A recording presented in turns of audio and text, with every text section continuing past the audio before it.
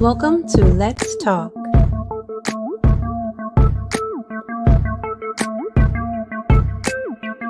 Where ordinary people are doing extraordinary things. We are live and interactive.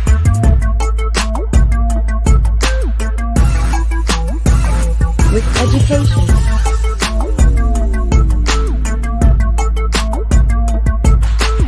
spoken word,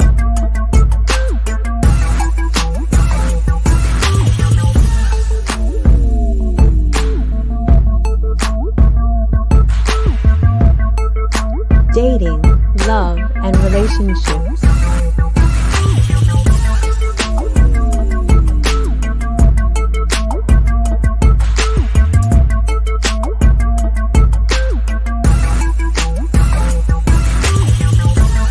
Culture.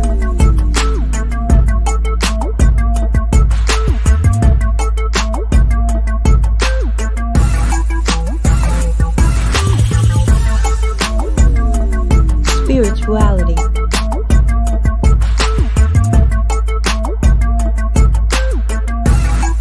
Community.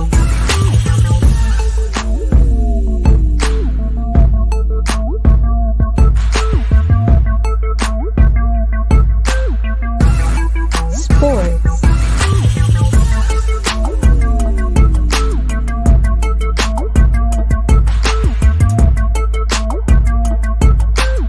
And politics.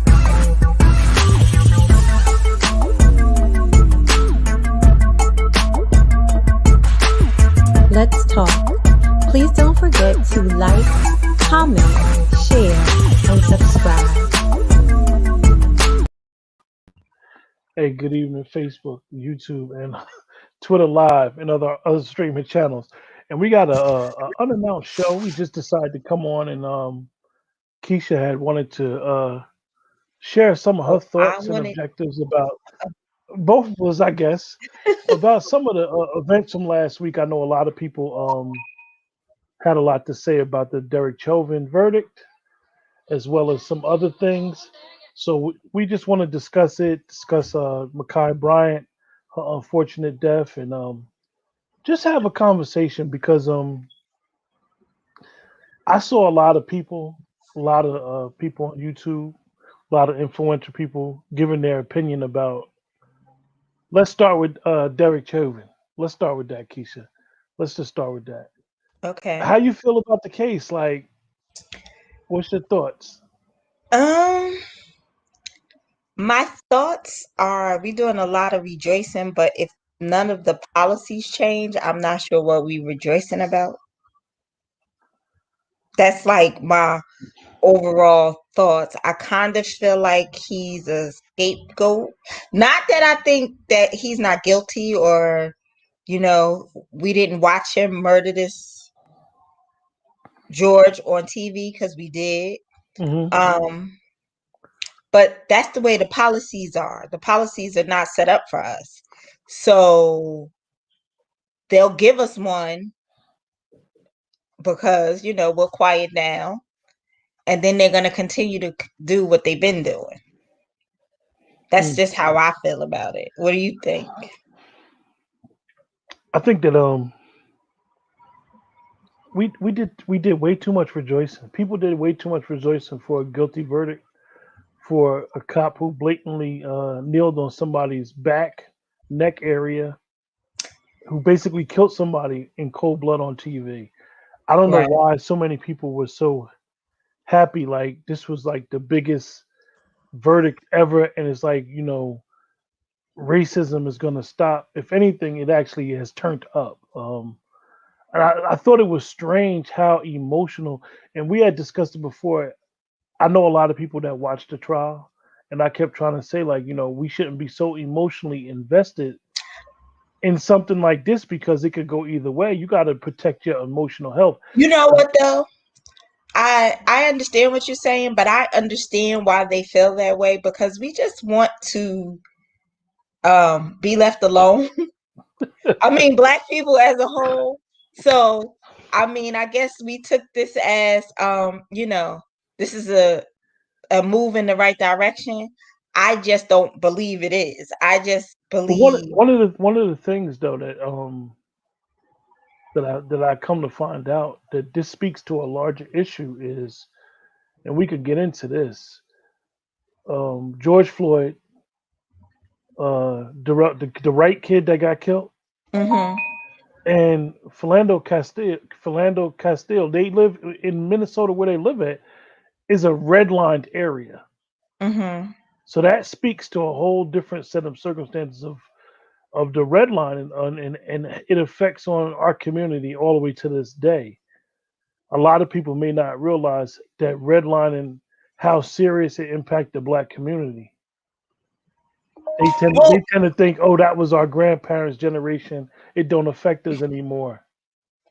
well, they had redlining in where we grew up at least through the 90s. So Oh, it's still probably going on. Let it, me go out there and try to buy a house. They ain't gonna take it to the section, right? yeah, it was, but it was dominant at least through the 90s. Okay. Because it was an article or something. I'm gonna get you that article. It was at least through the 90s. But another thing that we have to recognize is we might see some change because it's a lot of white women's men in some of these areas that being Say that again. a lot of white women's men. I mean, there are men because they're black, but so they're breaking up a lot of homes of their daughters and their granddaughters and their nieces because in a lot of those areas it'd be a lot of interracial relationships. Mhm. Um, but then again, and I don't want to say this, but sometimes they be on the lower level, so that might not spark no changes either. You know, a lot of this stuff is not going to change until it's economically and America's all about capitalism. So once the white people, and just like I really believe they probably didn't want Minnesota to burn down. Like you could get mad like when the right wing or the conservative news say stuff like that, but that's really how they think. Like, well, we'll sacrifice this white guy because we can't afford to rebuild this area Yeah, yeah, just we yet. can. Yeah, because literally Think of the Rodney damage. King. Yeah, the damage. I mean, the Rodney King verdict, the Rodney King non-verdict. Let's just say that cost the city of Los Angeles over $1 billion. I think almost 100 people got killed during them riots. A whole bunch of stuff, and so I agree with you. I agree that So that may have helped OJ, even though I think OJ's son did it, but allegedly, because you have to listen to when people telling you stuff like that's what they say and that's how they mind work. Like they couldn't, because money means it all and make America great again. but I'm gonna ask you a question. In saying that, do people realize? I know we discussed it. That they keep saying, "Oh, the max he's gonna be sentenced by a judge." This is something that his lawyer was very smart with doing, with requesting that he get sentenced by the judge. So did you watch some of the case? No. A lot of people said that they felt as though the judge was biased. I mean, I saw some cliff notes and I kind of got the feeling that he was biased. Like I don't Maxine Waters shouldn't have said what she said, and the Democrats should have spoken to her because they look like hypocrites with how they went after Trump with what he said at the Capitol. Now, in saying that, why the judge said something about that, I couldn't understand because if they shouldn't have heard Maxine's statement. Hmm. The jury shouldn't have heard that. So why'd you even bring it up? Yeah, I don't think they're gonna throw the book at him. I I think don't. I think the judge was trying to, a lot of times them judges, it be their big cases. This is like their Hmm. big case, but still, like some of them, and I don't know the judge's background. Some of them do love law, and they don't really like the publicity from some of these cases, and they like, yo, Like, I just want this case to be tried or whatever. So let's just get it out of my courtroom. Let's just have a fair trial smoothly. Because at the end of the day, this was in his courtroom. But and you know what was unique about this case? His people went against him. So it wasn't like And this and is they, why huh? this is why a lot of people, including yourself, keep saying that he's like a sacrificial lamb. Like, this is the first time where we seen the police really like take the stand against one of their colleagues. Well, because I feel like the police are tired of looking like shit stains too. Um, the police is we always looked at the police as a respectable career. Um, Even though they done did racial profiling, I mean, we from the tri-state, so we understand that that's how that's been going down. I mean, but just by the policies that they present, their prejudice policies, like, if you see a white person in the hood, they might get pulled over because they buying drugs. Like, they profiling people. That's just the nature of their business. Yeah. But we weren't real people, when the institution of the police came in. So none of that is for us whatsoever. So then it brings us to, let's just talk about sentencing. I know that me and you both don't think that he's going to get that much time. No. I think he may get 12 years at the most. I know it sounds crazy. I think he's going to get whatever the minimum is. Because I don't think that his intent was to kill him. I mean, and he wasn't in charge with intent to kill. And that's key in the murder case, whether it's intent or not. So that was real strategic of the district attorney not charging him with the murder one, which you have to prove intent. He got basically found guilty with second degree murder. I mean, I just don't. They don't like the burning of these cities, even though we're getting, and when I say we, I mean Black people, we're getting the blame for it, but we're not the ones that's burning the stuff down. But these other groups come in and they cause chaos. So I really truly believe that they want to put a limit on the chaos just a little bit. That's why I titled the show "Being Patient During Strange Times." Yeah, because you got to be real patient, and this is why I wanted to do a show today, and didn't want to be overreactional last week.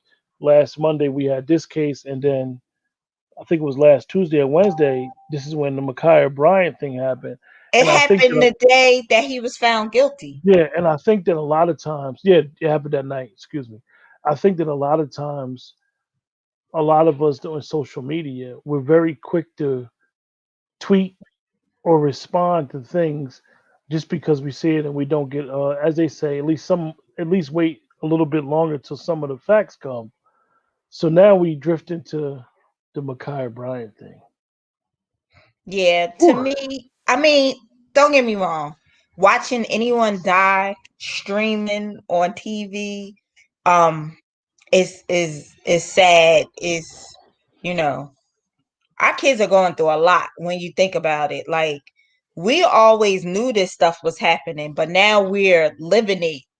So I could be in New Jersey and I'm living something that's happening in Columbus, Ohio, because it's streaming all through the internet, YouTube, TV. Then you got people that say they want the uncut video. I don't want the video. You give me the video that they didn't edit. So you're right that a lot of us are signing up for the emotional trauma and maybe even sticking it to the back of our head, like, and we're getting basically desensitized to the slaughter that's going on, because it's truly a slaughter. So I know that you had some thoughts with the case, as well as myself. I just feel like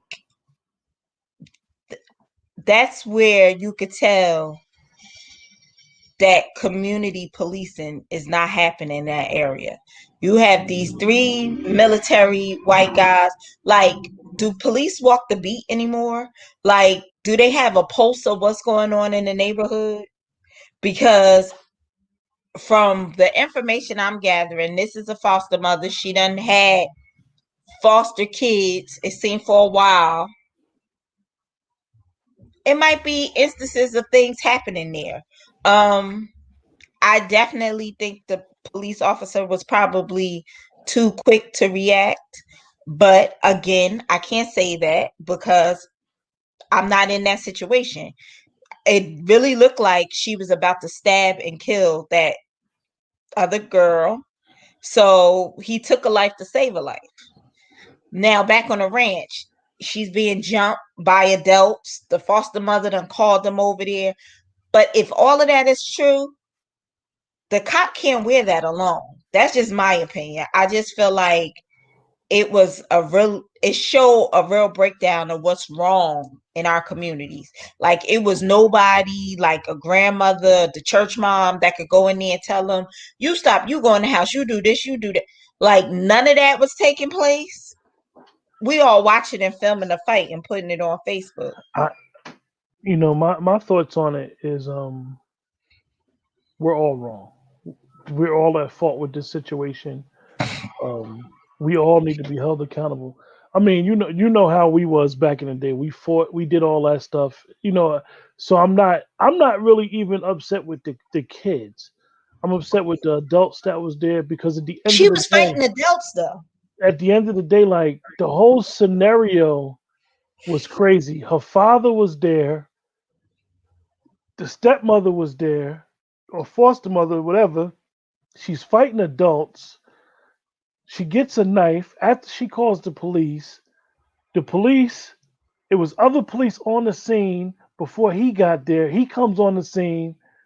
He, in the midst of him coming on the scene, nobody else there was de-escalating the situation. He felt as though he couldn't de-escalate the situation by no other way by using his gun, and he killed her. The whole situation, It's a comedy of errors. it's layered. It speaks about the ills in our community, the unwillingness of the men. And we discuss it, and I know that a lot of times people get upset when women feel like they're unprotected and they look for the men to step up in our communities. But if her father was there, he was supposed to step up and be like, "Nah, this But ain't he cool." thought he was protecting. He was fighting.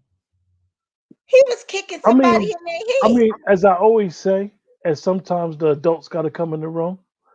I mean, it's just layered. And I know what we don't like to talk about our community, but our community needs to look at the reality of that situation could have been avoided. I mean, I've seen a lot of, like I said, I agree with everybody that I've seen. It should Everybody, have been avoided. It every, could have been every avoided, and it should have been avoided.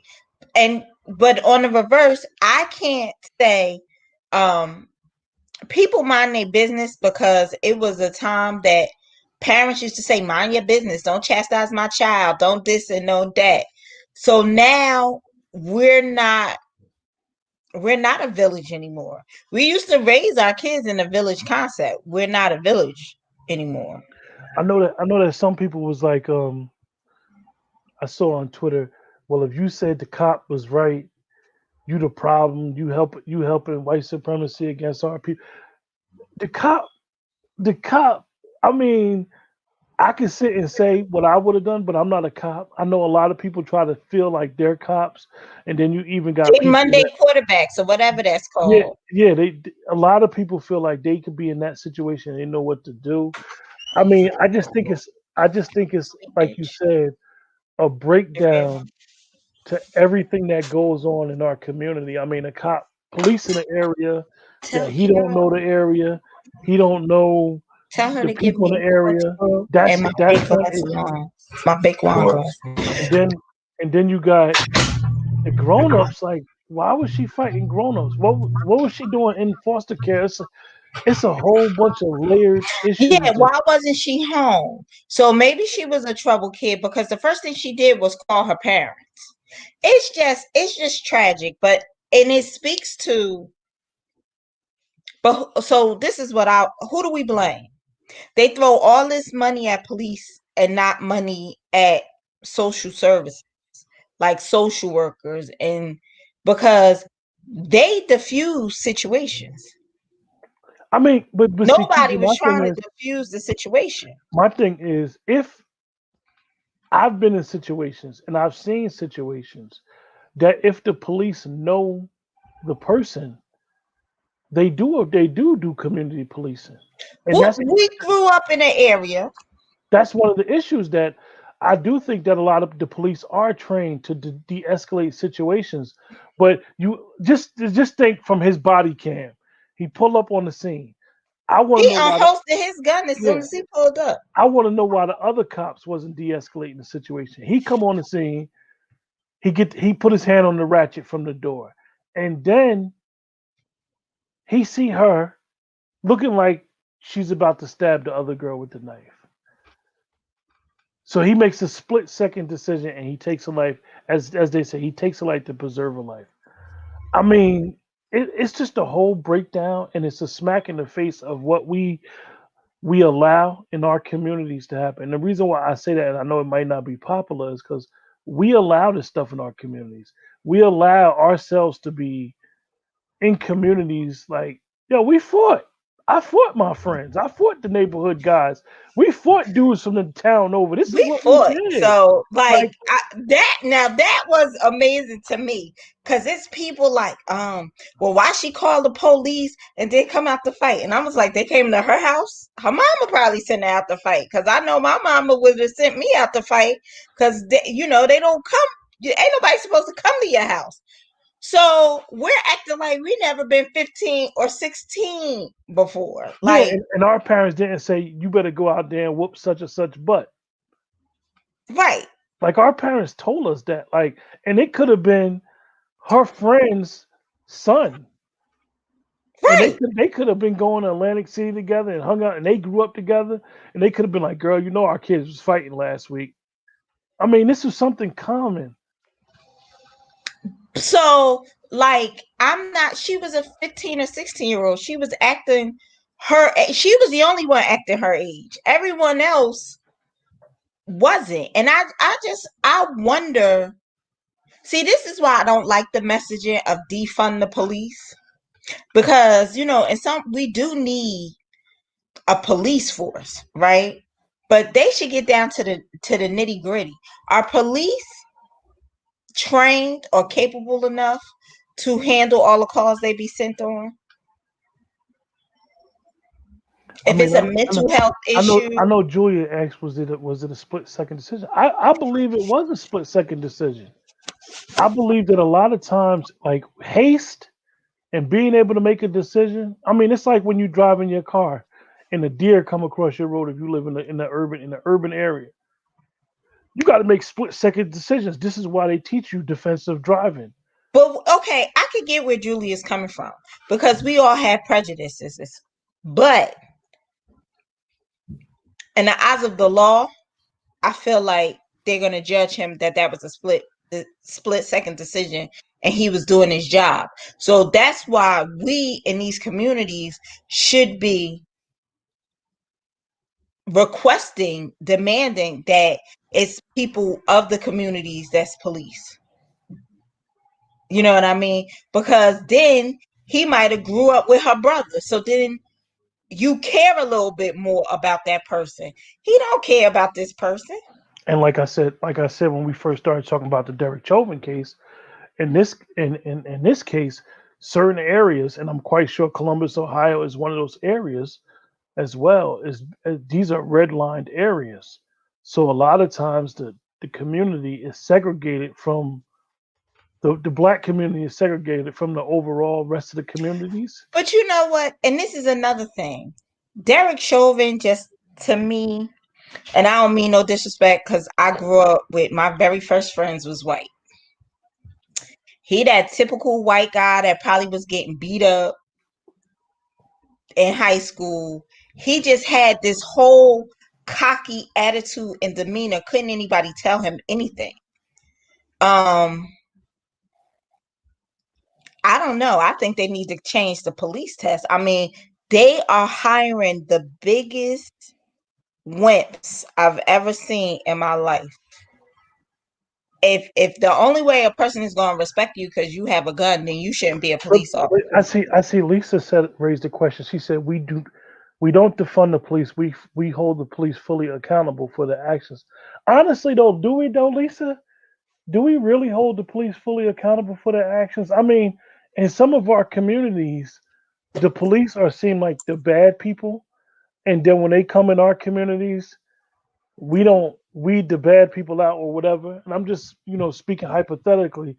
A lot of people view the police as they're the invaders when they come in the community. Even some of the community police, I know people be like, "Oh, you done switched over, you done I crossed don't over, you think got we this hold police them job." fully accountable.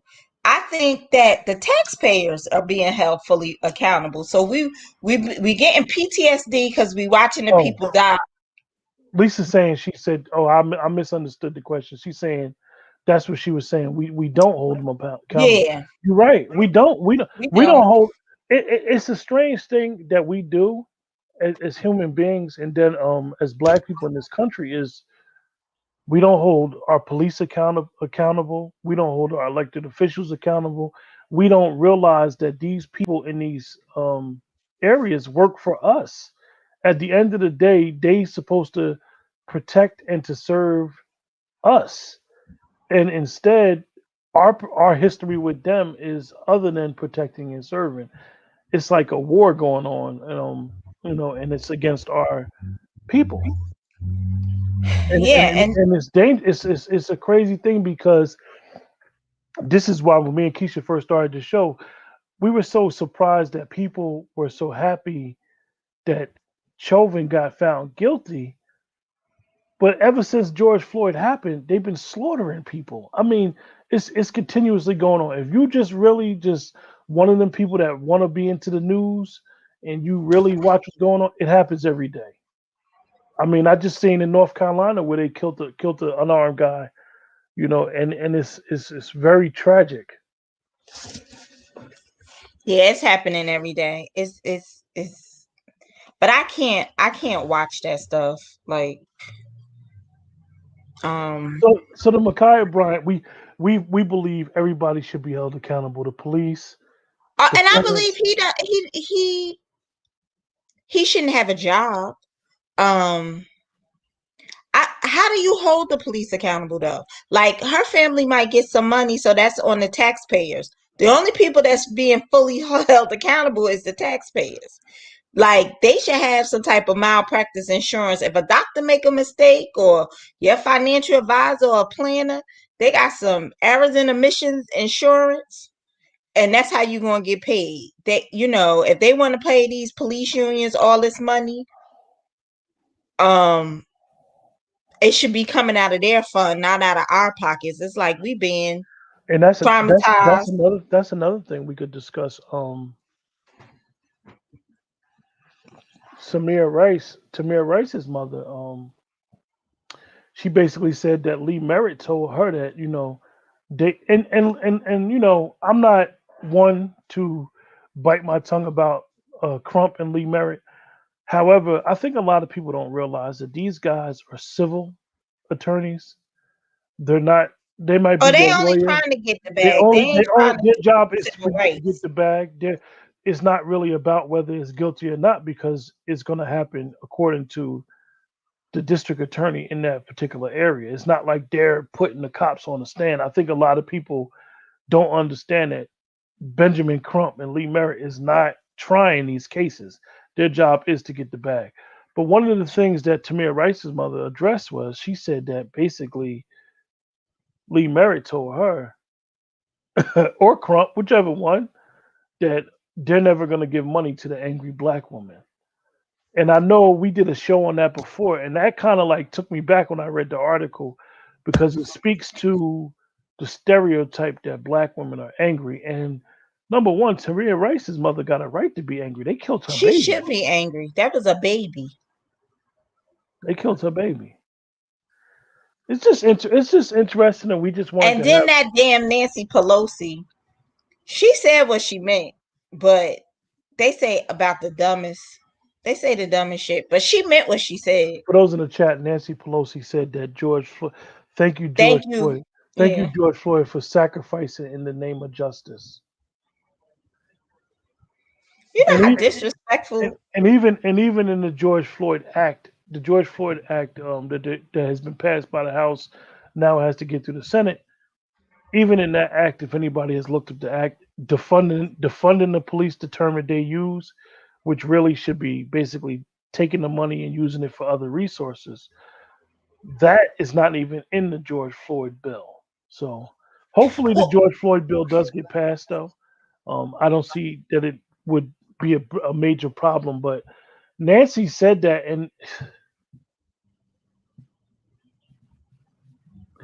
and we know she meant it. she meant it. She meant that shit. I think though that when they go out on um like when someone's having a mental break, because they kill a lot of them also, they should have a mental specialist that's a part of the police force going with them. I mean, to me that just seems common. But if somebody's already having a psychotic break, you go there with guns drawn and you think that that situation is going to end well. I mean, that defies logic to me. So, but I don't know. Yeah, I think it's Keisha. I think it's interesting. You know, this case, how it got political. The George Floyd case got political. It's sad that at the end of the day, people could feel like justice was given George Floyd, like Dr. Umar Johnson said today. George Floyd is dead. He didn't get justice. His family will never see him again. No amount of money. I know a Right. lot of times we hear them speak in these press conferences, and it be sounding like they're happy, but at the end of the day, he's No not. amount He's of not. money can Yeah. replace your loved one. Yeah. So it's interesting, Keisha, when we talk about the George Floyd case and how I always said to myself, what was it about this case that made it so nationally known? Like, why this case? And a lot of people said their scenarios like, because we was doing COVID and it was on TV and everybody seen it. I I just feel think like this case was I don't know. I don't think it was. I think that white people were very shocked when it came. Now maybe I'm desensitized, but I feel like what was it, the paramedic? Like that's how they feel. Like they were very upset about this. And then this 6 foot whatever he is crying out for his mother. Like that was like you had stripped that man of his manhood. Um, cause Castilla, Philando, the people that knew him, they were touched by that one too. Um, most big guys that I know are gentle giants, but you see a big black man, they were taught to be afraid.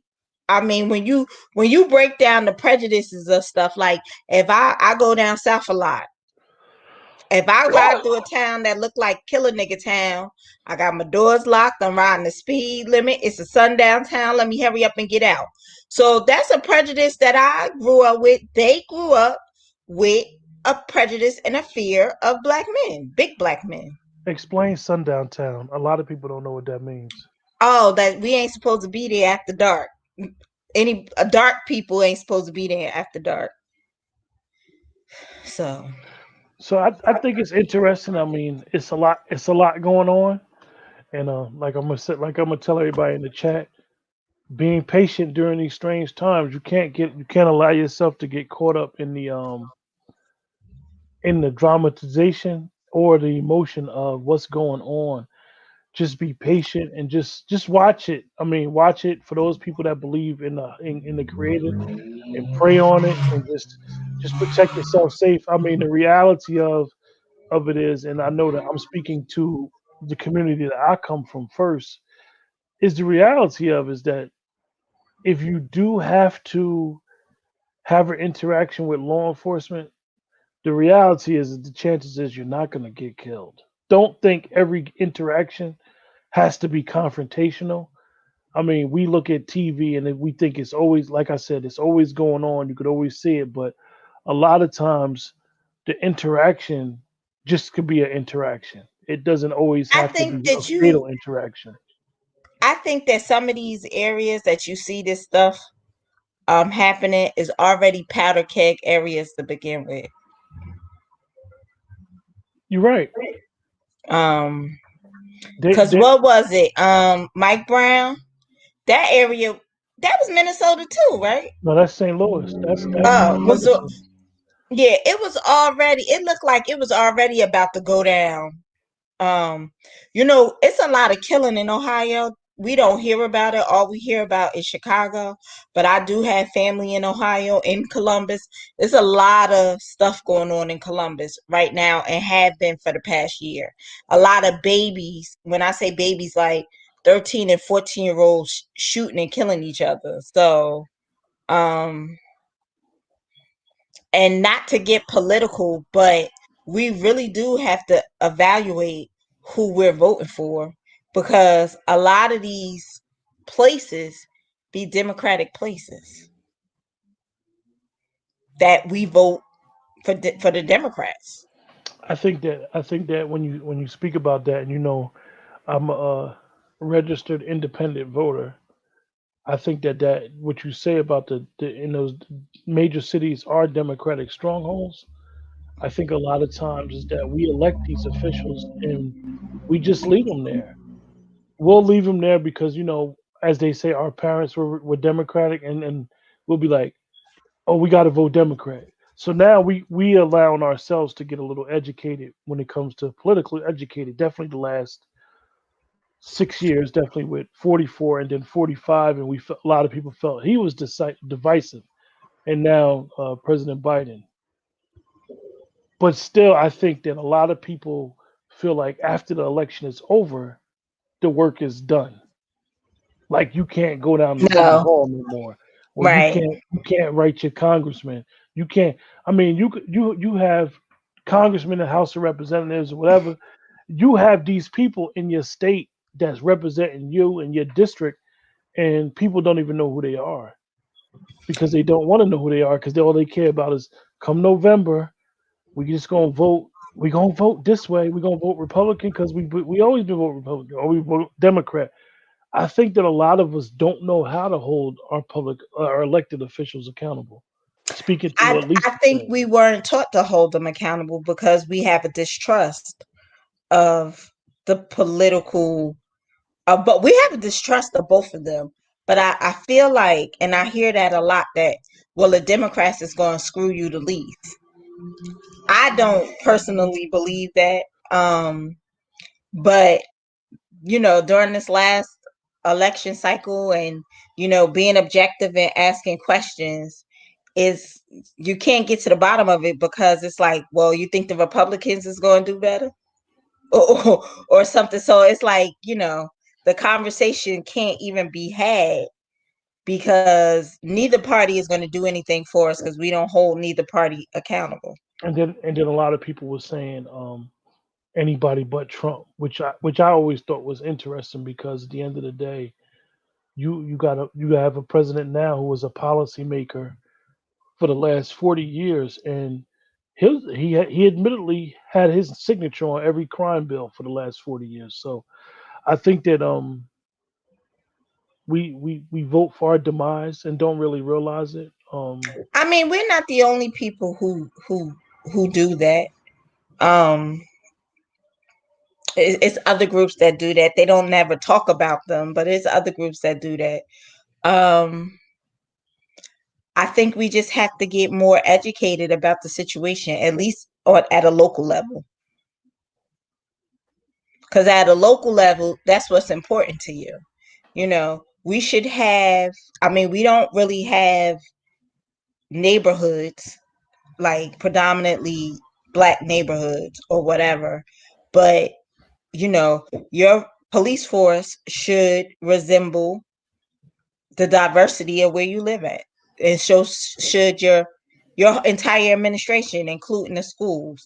and that's a way to get us on the even playing field I mean, if we're not going to have our own areas. I think that and we had discussed it earlier, and it speaks about the mayor in Newark right now, currently, Ras Baraka, to have that. It was an article that came out. It was an article that came out in the beginning of January, and it's Hmm. making its rounds again about how Newark police did not have to fire their weapon for a whole calendar year. Oh, I think Ross is doing a phenomenal job. I think he's done a phenomenal job since COVID. Um, and I I'm just gonna say he's doing a phenomenal job. I feel like he's what Newark needs. But I think some of that comes from he born and raised in Newark. He cares about where he's from. You know what I mean? I was laughing though because someone was giving Cory Booker the credit for them not firing their gun. I guess they was all in the Kool-Aid and didn't know the flavor. I don't know. You killed me. You killed me with that one. That was Corey's dumb statement that he made. But Oh, I was so embarrassed. I think it's interesting that that Roz, in my opinion, from afar, I'm not caught up in Nork's politics every day. I see a side that don't like him, but I also see a side where the community engagement is good. The dissenting voices are being heard, even if he don't agree with you. He's not trying to shut you down if you don't agree with him.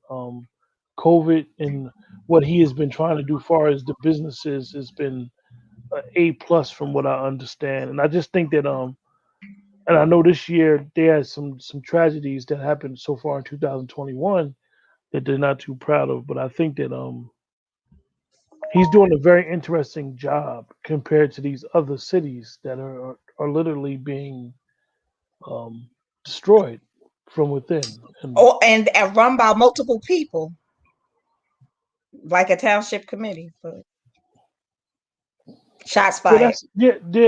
that's another thing. Like even with the local politics, like most people aren't being as transparent as they should be and being honest. It's being real dirty. Like New Jersey is different. I mean, you guys that still live in New Jersey, living in PA, I think is it's the same way, but you don't see it as much. But they really get cutthroat in New Jersey. Yeah, New Jersey politics is definitely down in the valley where the girls get naked. It's very gutter. But I do think that Ross is doing um a pretty good job. To me, Murphy's doing okay. He's just not Cuomo.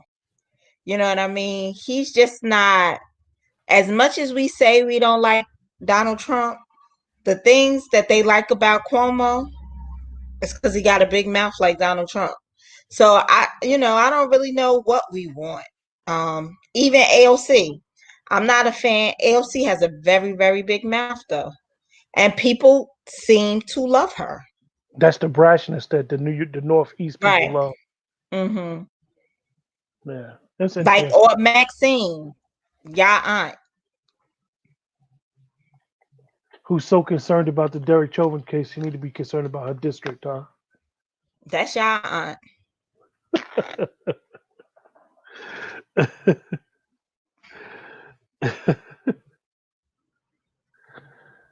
Yeah, yeah, yeah. That's the difference between Murphy and Cuomo, right? Dwayne, Ain't Cuomo single? he's just getting a divorce. Finally, Um, finally. Listen, I ain't gonna say nothing because I'm gonna get kicked out of the woman thing. So But sometimes we use that Me Too to our advantage. Me too, me too. that's really all we wanted to talk about. Just give our thoughts on the Derek Chauvin case.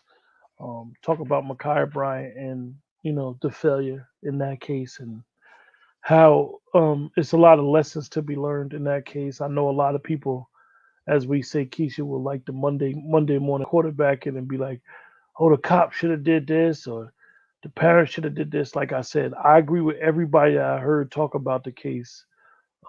We all at fault. it was a breakdown in our community or what I should have been just, done. what annoys me about our community, um, we don't listen to one another. Everything is like we sitting around the kitchen table and I gotta be right. Like it's Mm. value in what we all have to say and bring to the table because it's some right in everything that's being said, especially with that case. And then you got men on social media trying to say, well, this because if black men don't agree, how did he phrase it? Sorry, ladies. See, we're not protecting you, or some like. Yeah, that was some cornball stuff. I think that this is just everybody tries to throw their agenda into every situation, and then the first thing is they'll say, this is a case where black men don't protect black women. What are But you I feel talking like about? that's continuing to divide us. It just it's like who do you want to protect you? Like when you hear that, is like who do the people that always say black women, and they love to quote Malcolm when he said it. Okay, Malcolm said what he said back then, but that does not mean it is true now. And they love to say, well, black women are the least protected. Who who's not protecting black women? Like I mean, most black it's women that I know are value. do feel protected by their men. It's value. Like I understand where they're coming from, but I feel like it's still an agenda for us to be disconnected, black men and black women. Like I don't have a problem with my brother's cousins protecting me. Um Now, will a man, I'm walking down the street, will a random black man protect me? I don't know. But I got a I mean, phone. even even I know even who to call. even speaking to that now, that goes into a whole different set of circumstances. Like if you say you're not being protected by black men or your men, why? Are you the type that's I'm not saying that if you're confrontational, you should be protected or shouldn't be protected. But some people take protection or knowing they got back, as we would say back in the day, as a way of saying, let me stick my chest out. Let me show that if this dude say something to me, I can get him touched. Knock it off It's because you got sisters like that and you would still protect them to this but day. but it's a Just lot of knock it people that off. but it's a lot of people that even though as we getting older, they will take advantage of that situation and to put their men in harm's way. That's true. Like it's like I couldn't even imagine, and I know I'm not bragging. I'm just a human being like everybody else. But I couldn't imagine one of my family members saying I don't feel protected. That But makes no I think we're black women, like I can see a random black man being accosted and I'm gonna stand there and make sure he's all right. So, and I know many of black women who will do the same thing. So I think apples to apples is why, like, you're gonna protect the women that you know. I feel like we feel responsible for black men as a whole. So you guys, it doesn't appear in a lot of ways have that same sense of responsibility or something for us. I mean, I just think I think I think it's a weird situation. Um, why a person will say, and it goes back to what we always talk about, the sexism. Why a person don't feel protected and be Right. like like Read what Julia said. That's what I'm saying. yeah, because he called you an angry black woman because he was probably trying to push up. That's what a lot of But if it was a room full of black men in there, they could have interceded. a lot of I'm not making excuses, but a lot of times dudes don't be wanting to get into it with other dudes. Dudes be like, look, I'm not even gonna say nothing because it's gonna go left.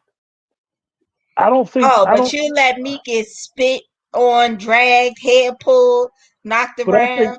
I think those are singular situations, I don't think, and I'm not speaking for Julia, I don't think she would take that situation that happened to her and then make a general statement and be like, I don't feel protected. She might I be don't like, think those dudes that was in the post office, they weak and they don't got backbone. I But get I it, don't. I don't think it's singular. I don't. I don't think it's singular. I agree with you about the man versus woman thing. Um, but I think that men, particularly black men, at times will minimize or not hear what we're saying or what we're trying to say. Um, and in a lot of ways they have more options. we this might turn into a whole different show here. Uh, Dwayne said I tried to step in one time when a man was getting out of line with his lady, and the young lady told me to mind my business, and that's common. that's common. That's common. It's like a tricky situation that you may not want to get into No, you because damn don't. you mess around, and next thing you know, you sitting up in the jailhouse defending somebody, and it had nothing to do with you. And as we And they done jumped you. and they done jumped you, or as they say, they back together. I mean, it's a tricky situation. I mean, I mean, you're definitely damned if you do, damned if you don't. I'm not saying that, but I'm saying that I understand why you guys may not, but I understand why some black women are saying what they're saying. But I don't know who was it, my son and Amanda Seals, for they're just continuing with this well, divide. in my opinion, and I do like me and you talked about this. I do like my son. I believe that my son does come from a good place. I believe that he is really trying to be an asset and really help and be a voice for the people. But I do disagree with some of his tactics. I think that when you look at incidents and then you're a content creator or influencer and you make statements like this, like Amanda Seals, like you spend most of your energy attacking black men, and then you come back and say, "Oh, black men don't stick up for women." Like, and you could just be specific when you attacking certain black men, but you allow that to be part of your pulpit. So, like I I, said, I don't want I'm, to be. I'm not a Hold fan on, of Keisha. I it. don't want to be one of the people that criticize other people. I'll That's criticize. I'm not a in fan. that space. Like with my son, I just disagree with a lot of stuff with my son speaks like that because I think that he knows the street as well as anybody, and it's a certain way that you have to move, and you can't get involved in everybody's fight. And I think I, that I think when we use the white people's worldwide internet, um, we can't contribute to the continuing divide between black men and black women. Um, so that be like some of my problem. Like, why are y'all getting up there saying black men don't protect black women? I don't know. you just got to be careful when you're an influencer. That's all I can say. When you in that space, you want to try to be very specific and not make general statements because when you start making general statements like that, you kind of look kind of crazy. I mean, Because I didn't take it as the black men who was looking at the Machias incident differently. I didn't take it that they weren't protecting black women. In essence, a lot of them felt like they were. They felt like she was going to kill that other girl. Um, I don't know if they were necessarily excusing the police officer, but I would not accuse them of not protecting black women. it's funny is because if you don't have a thought against, if you have a different thought against the narrative when he first shot her was in social media. The narrative was the cop was wrong. He should have did this. He should have did that. He should have did this. He shouldn't have did this. He shouldn't have did that. So, in their defense, the Columbus police um, released the body cam, and the body cam showed exactly what happened. And still, people say he should have did. So then, when you say you could be in law enforcement for say, and you could say, well, he did the best thing that he was supposed to preserve life. That's his number one objective is to preserve life. People will get mad at you for saying that and then calling you all types of names and sellouts and then say, oh, you don't want to protect the black woman. Yeah. I don't know how they connected those dots. See, a lot of times, and that speaks to something else, Keisha. A lot of times we don't know how to separate each issue. We like to put everything together, the same issue. This case has something to do with this case. This case has something to do with this. Nah, everything is separate and should be looked at on its own merit. Like Lisa said, this could be an all day conversation because this is a very generalized statement. You're right, Lisa. You're right. So it's interesting. I mean, like we said with that case, and you guys in the chat, what's you guys' opinion on the Micaiah Bryant situation? Like I said what I said about it. I think that it was a failure on everybody. Everybody in the community is at fault. Um, I don't think it was the officers' fault alone. I think it was everybody's fault. But at the end of the day, like we was kids, we fought. We I fought. think she's They the got least scrappy. culpable. Some I people still think got scars. Some people still got scars on their face and their back from their today best friend that they fought. oh no, not me. Like some people got busy. Like we fought. Like you fought. Even if some people fought people from the next. Like I said, some people fought people from the next town over.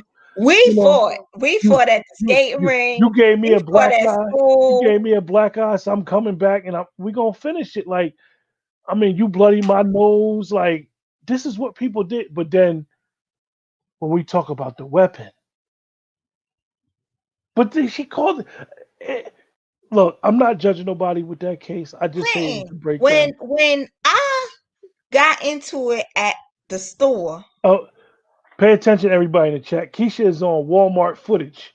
I love when shut she up. I brings didn't this say up. Walmart, but I I, said at the store. I love when Keisha brings this up, y'all, in the chat. I called the Keisha's on Walmart police. footage. I called the police though, right? They didn't get there quick enough. So I handled my handle. So I was like 24-ish, 25-ish. So Now, I'm gonna answer Dwayne's question about could he shoot to injure.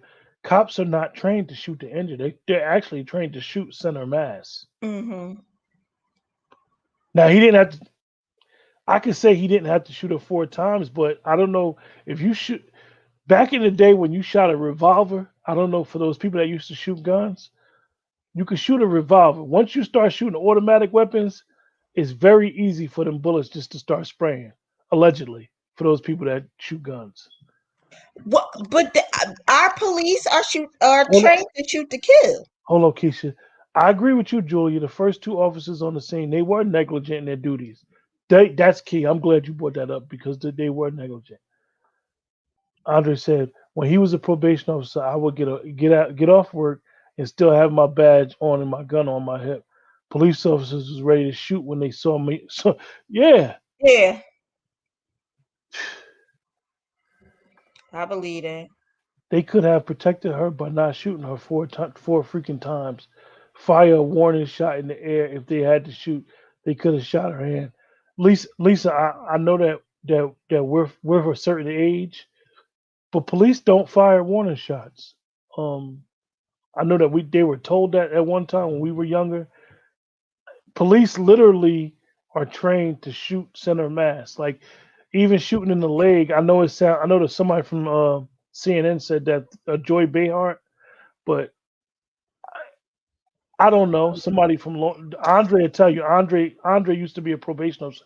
He'll tell you how their training is in case it's a threat. What they're supposed to do.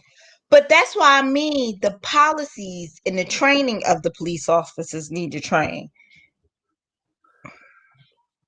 Nicole said the crazy thing is that I've seen white people with guns have less force and they could be charging the cop. Yeah, that is true. That is true. It is a double edged sword, Nicole. because they're not viewed as a threat. We're dealing with law enforcement. You could have a cop, you could have a white person with a gun, and the cop may not view that white person as a threat. Like Lisa said, again, more training. Dre said no more warning shots. Yeah. If you shoot in the air, the bullet has to land somewhere. That's cute, Nicole. Oh, so Julia, you want to hear Keisha's story? Let Keisha, they want to hear your story at Walmart. She was being ratchet, y'all. I was not being ratchet. She's on tape. They use her as the training tape for Walmart. I wasn't being ratchet. So, long story short, I was taking my nephew to Walmart to fill out a job application. I have a male cousin. He's a very small in stature cousin. And he was waiting for a park, and this other lady was waiting for a park, and he pulled in, and she got out all mad. She was waiting for a handicap park, and she got out all mad like he stole her park. She was like 6 foot. She was a bigger lady. It was her mother, and her 6 kids. And she wanted to jump all in her face. Like I said, we protect Black men, so now I have to protect him or whatever. So I do a bit of cussing, and I go into Walmart. She comes into Walmart. She follows me to the, where you get the CDs and the DVDs, and she kicks me, and throws her hands up, I guess, to fight. Everyone grabs me. I call the police and say I've been assaulted in my best Karen voice. I said, please send somebody here or whatever. It was Father's Day at Walmart. So in our Walmart, they used to have the Father's Day gifts out when you walk in, and they had a toolbox there. So I waited by the door for her to bring out her stuff because I'm very courteous. I wanted her to finish her shopping. And her mother jumped in the way and said, you get away from my daughter. So I hit her mother with the toolbox. And then I hit her with the toolbox. And then her children tried to jump me. And my nephew grabbed up the children. And my cousin left me. He said he had to go to the bathroom. And then I think he came back and grabbed up some children too. So that was my fight in Walmart. And the police never came. By the time they came, she was gone. So those are the chat. I love when Keisha tells this story. Yeah, in her best Karen voice. So Keisha, Yes. so now every time you go on Walmart, they be like, "So you the one on that tape?" Well, they used to, but it's been some years now. I went back to Walmart, and I used to be really, really, really skinny, and they were like, yeah, it was this little girl in here, and she was fighting or whatever, and I was like, that was me. But just think, I could be locked up today because I picked up a toolbox because she was a big bitch. She was big. So yeah, so Keisha, from that, I mean, it was so many people there and nobody interceded. Nope. Mm. And I was accosted. Like, she kicked me. Oh, you know all the words that Karen used, huh? Yeah, I was accosted. Listen, I was educated by white people. I could cry on demand.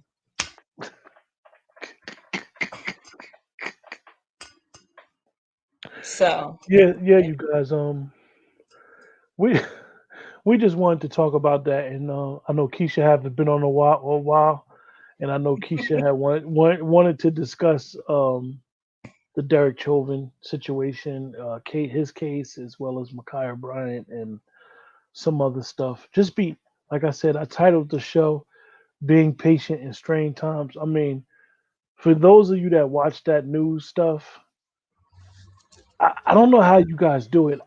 Believe it or not, I stopped watching the news. I used to watch the news all the time. I was raised on watching C-SPAN, right? But I stopped watching the news when Ferguson happened. And then after that, like, I may catch a little bit of it, but I don't do more than 5 or 10 minutes.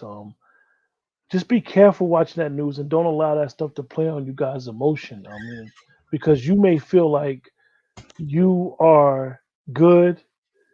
You can watch it, but you're not watching a TV show where somebody get killed with fake blood. You really watching drama and murders on TV, and And maybe you got to take social media breaks too, cause you know people will get you riled up on social media.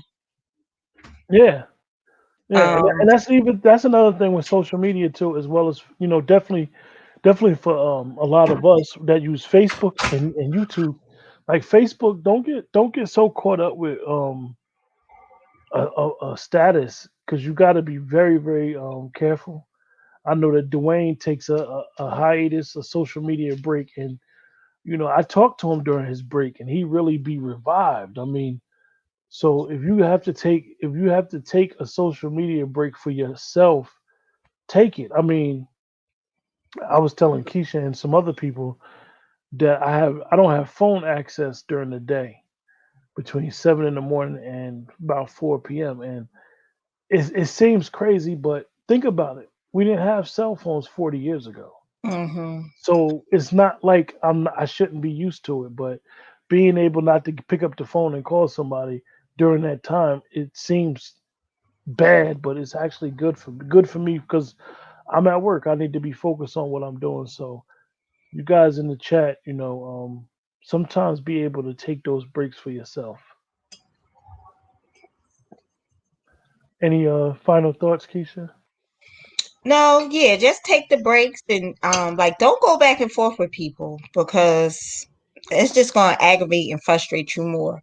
Like I refuse to go back and forth with people.